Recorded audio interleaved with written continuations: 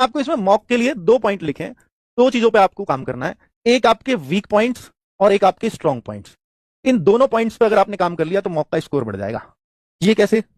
आपको दोनों जब भी कभी मॉक दो तो इस मॉक का एक सेल्फ एनालिसिस हर बच्चे को करना है। एक एनालिसिस तो हम कराएंगे बाद में, जब आपका फॉर्म वॉर्म भर जाएंगे उसके बाद मैं एनालिसिस शुरू कर दूंगा, वो तो रहेगा ही, लेकिन सेल्फ एनालिसिस अभी आप कैसे कर सकते हो। तो जब भी आप मॉक देते हैं तो मॉक देके इतने नंबर आ गए, ठीक है, बात छोड़ दी, इसका उत्तर ये, इसका उत्तर नहीं। आपको ये देखना है कि मेरे मैथ्स में, जो मेरा मैथ्स सब्जेक्ट है, इसमें मेरे कौन कौन से सब्जेक्ट से या कौन कौन से चैप्टर से क्वेश्चंस ठीक होते हैं। हर बार आपको चैप्टर का नाम पढ़ते ही कॉन्फिडेंस आ जाएगा, हाँ ये चैप्टर तो बहुत बढ़िया हो रहे हैं। अब आप देखो कि पिछले 2-3 सेट को आप देखना, इस बार से करोगे तो अगली बार भी देखना, उससे अगले को भी देखना। तो एक चीज नोट करना कि भाई आपके जो हर सेट में ही लगभग इन चैप्टर्स में से दिक्कत होती है। मान लीजिए वो आपने देखा मैथ्स में जी 4-5 चैप्टर्स ऐसे हैं जिनमें मुझे बहुत ज्यादा दिक्कतें बनती हैं, ऐसा हो सकता है।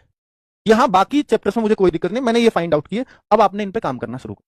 और मैं ये कह रहा हूं कि एक वीक एक चैप्टर, एक वीक एक चैप्टर, ये टारगेट बना लो कि एक वीक में एक चैप्टर को, जो वीक में था, जो आपका चैप्टर वीक पॉइंट में था, उसमें एक वीक में एक चैप्टर को अपना सबसे स्ट्रॉन्गेस्ट चैप्टर बना दूंगा। इस चैप्टर मैथ्स में अगर कुछ पढ़ूंगा तो इस चैप्टर को बहुत पढ़ूंगा, ठीक है। अगर मुझे कोई सेल्फ स्टडी करनी है तो इस चैप्टर की करनी है। आप क्या करते हो, ये 4-5 गलत है, इन चारों पांचों को हर दिन पढ़ते रहोगे, है ना, या इनको पढ़ते ही नहीं, आप जैसे चल रहे हो वैसे चलते रहोगे। इन पे करिए ना फोकस। तो जो स्ट्रॉन्ग पॉइंट्स है उन पे हमें बहुत काम नहीं करना, जैसा चल रहा है जितनी प्रैक्टिस हो रही है काफी है, लेकिन वीक पॉइंट्स पे काम करना, ठीक है। और उनको भी लिखना कि जिसमें स्ट्रॉन्ग में मत गिन लेना उसको, जो तुक्के से सही हो रहे हैं उसको भी इधर ही लाना। और इनमें यह भी मान लेना इन 4-5 में जो बिल्कुल ही मुझे बहुत टफ लगते हैं उनको सबसे लास्ट में करना। इन चारों पांचों में यह देखना कि सबसे आसान कौन सा है, सबसे पहले काम उस पर करना। अब आपने देखा कि 5 में से 3 मैंने आसान आसान छांट के कर लिए, पर इन 2 से मुझे बहुत डर लगता है। और आपको यह पता होगा कि मैथ में सिर्फ यही 2 चैप्टर हैं जो मेरी कमजोरी बने हुए हैं। फिर आप उन 2 पर 100% काम करोगे और 100% वो मजबूत होंगे। ये 2 ही क्या है फिर मेरे सामने, ऐसे आपको लगेगा, ठीक है, कि 2 फिर मुझे परेशान नहीं कर सकते। परेशानी सिर्फ तब होती है जब वो ज्यादा हो, जब संख्या उसकी कम होगी फिर वो कभी परेशानी नहीं हो सकती, ठीक है। सेम रीजनिंग में बहुत इश्यूज आते नहीं है। वैसे रीजनिंग में कोई कहे कि सर मेरे जो है वो क्वेश्चन गलत होते हैं सीरीज के, तो भाई वो किसी के भी गलत हो सकते हैं, वो कोई दिक्कत वाली बात नहीं है।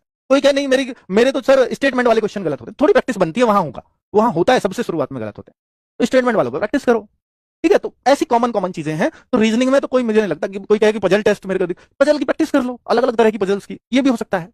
पजल तो एक क्वेश्चन बन सकता है, दिल्ली पुलिस में पक्का बनेगा, ठीक है। तो सीटिंग अरेंजमेंट हो सकता है किसी की दिक्कत, सीटिंग अरेंजमेंट अगर आपने चीजों को समझ लिया कैसे करना है तो वो बहुत आसान हो जाएगी। तो जो मुश्किल चैप्टर्स हैं वो आपको उनको एक एक करके उस पर एक वीक काम करना है। आप देखेंगे और एक वीक उस पर 2 से 3 घंटे दे दो हर वीक, मतलब पूरे वीक 2 से 3 घंटे हर दिन दे दो, तो आप पाएंगे कि वो बहुत ही शानदार हो जाएगा। सेल्फ एनालिसिस से पता करो वीक और स्ट्रॉन्ग, ठीक है। सेम आगे इस चीज को आप अपने जीएस में भी आजमा सकते हैं आने वाले टाइम में, मेरे पे कौन से क्वेश्चंस गलत होते हैं, हिस्ट्री ज्योग्राफी पॉलिटी में अपने कहां वीक पॉइंट्स है मेरे, उनको किसी बेसिक बुक से पढ़ो पहले, फिर आप क्लासेस देखें या बेसिक बुक से पढ़ें, जो भी आपको करना है वो आपकी चॉइस होगी, ठीक है बच्चों। बाकी